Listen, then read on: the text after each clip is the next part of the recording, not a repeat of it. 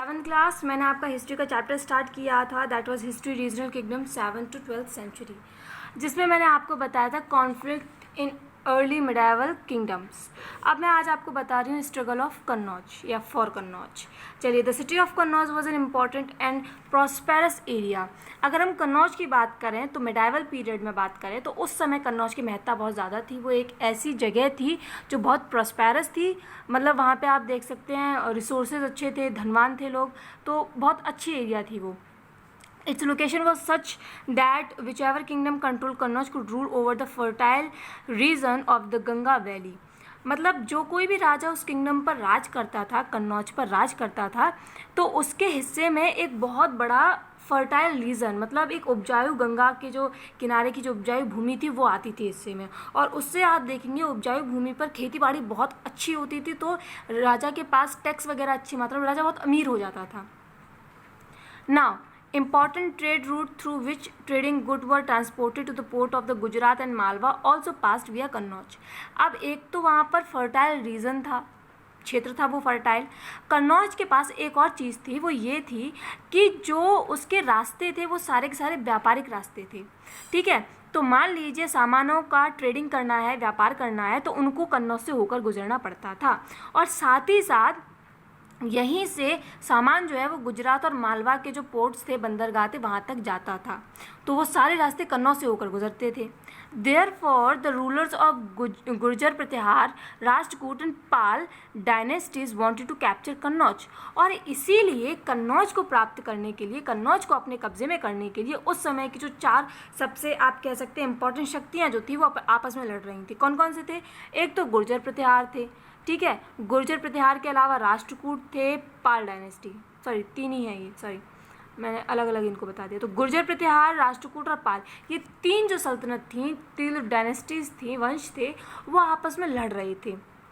This started an arm conflict among three of them in the 8th century. और 8वीं शताब्दी में ये तीनों किंगडम एक दूसरे से, एक कभी गुर्जर प्रतिहार राष्ट्रकूट पर आक्रमण करता, कभी राष्ट्रकूट पाल पर करते, कभी पाल राष्ट्रकूट पर करते, मतलब वो एक दूसरे से लड़े जा रहे थे। अब हुआ क्या कि the struggle lasted for over 2 centuries, लगभग 2 साल तक वो जो है 20 साल तक ये जो युद्ध है, 2 सेंचुरीज तक ये युद्ध जो है वो चलता रहा।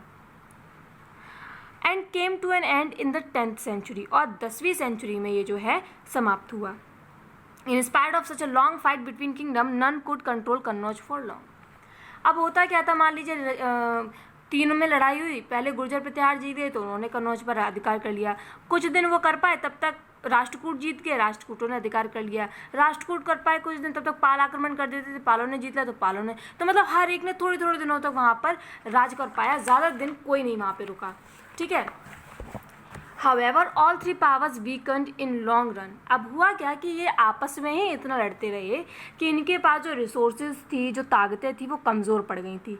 Historian also refer to this long drawn conflict as the tripartite struggle because 3 parties और 3 ruling dynasty were involved। इसको आप कह सकते हैं त्रिपार्टी, आप एक तरीके से कह सकते हैं त्रिविज का एक युद्ध था आपस में, जिसमें कोई नहीं जीता, अपने आपस में स्ट्रगल करते रहे वो लोग। और क्योंकि उसको ये इसलिए भी कहा जाता है क्योंकि यहाँ पे 3 पार्टियाँ थी, ठीक है, इसलिए।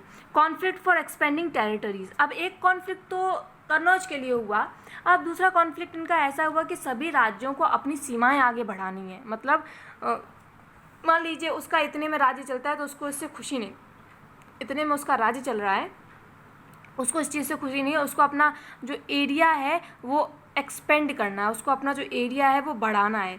तो उसके लिए लगातार युद्ध होते रहते थे। क्या होते रहते थे? युद्ध होते रहते थे। जैसे the चहमास also known as Chauhans, Chauhans को क्या कहते थे? चौहान्स भी कहते थे। was another ruling dynasty of the early medieval period that was involved in an armed struggle with its 2 neighboring kingdom। जब हम बात चौहानों की करते हैं तो चौहान जो थे वो उस समय के आप कह सकते हैं रूलर्स थे, वंश थे, और वो भी मिडाइवल पीरियड में आप कह सकते हैं एक स्ट्रगल में, एक लड़ाई में, एक युद्ध में शामिल थे। किस युद्ध में शामिल थे? उस जिस युद्ध में वो लोग शामिल थे उसमें उनकी 2 नेबरिंग जो किंगडम थी वो भी उनके साथ डायरेक्ट स्ट्रगल कर रही थी। तो अगर हम बात चौहानों की करें, वह ruler of the region around Delhi and Ajmer, तो दिल्ली और अजमेर के पास का जो इलाका था वो चौहानों के कब्जे में था। The attempt of expanding their territory to the west and the east brought them into conflict with the Chalukyas और Gujarat and the Garhwals of western Uttar Pradesh. अब चौहानों को क्या था, इनको अपनी टेरिटरीज बढ़ानी थी, इनको इतना संतुष्टि नहीं थी कि दिल्ली और अजमेर में है ये, इनको अपनी एक्सपेंड करना था सीमाओं को। तो इन्होंने क्या किया, इन्होंने अपनी टेरिटरीज बढ़ाना शुरू कर दिया वेस्ट और ईस्ट में, और वेस्ट और ईस्ट में अपनी सीमाओं को बढ़ाने की वजह से इन्होंने जो है किन लोगों से दुश्मनी मोल ले ली, एक तो चालुक्य जो कि गुजरात के थे और गढ़वाल जो कि वेस्टर्न उत्तर प्रदेश के थे। इन दो लोगों से, गढ़वाल और चालुक्य, इन दोनों से एक तरीके से उसने लड़ाई शुरू कर दी। Before establish their dynasty the Chauhans were the vassals of Gurjara Pratihara. One of the greatest ruler of Chauhan dynasty was Vijayraj who captured Chittor. Prithviraj Chauhan was the most famous ruler of this dynasty।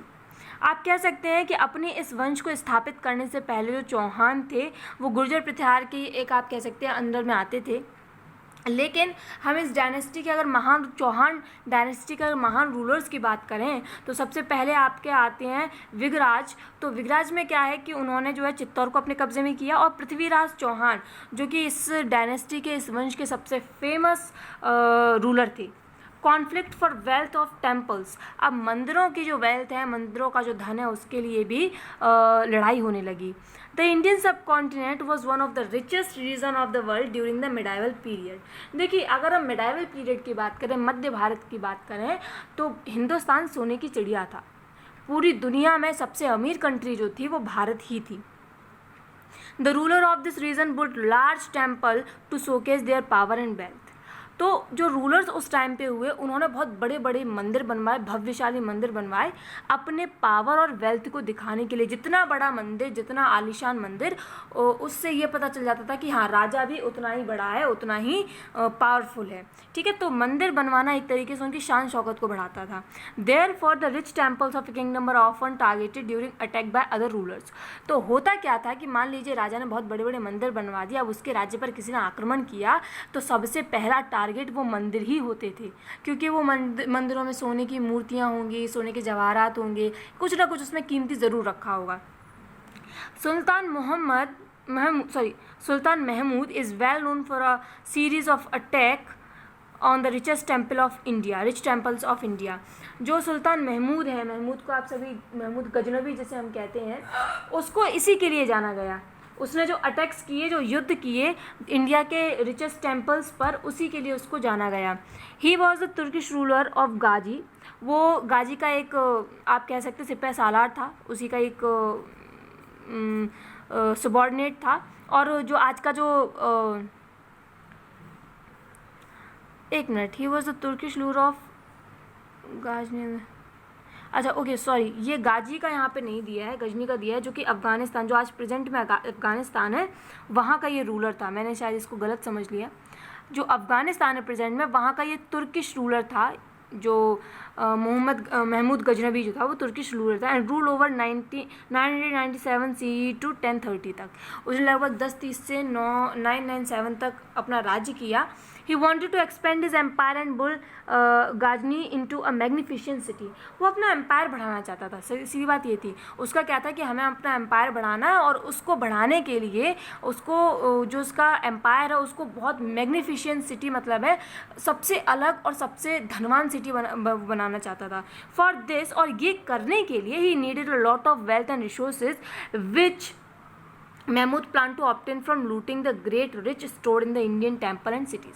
और इसको, अपनी सिटी को धनवान बनाने के लिए उसने ये सोचा कि क्यों ना मैं भारत के उन मंदिरों को लूटूं जो कि सोने से भरे हुए थे।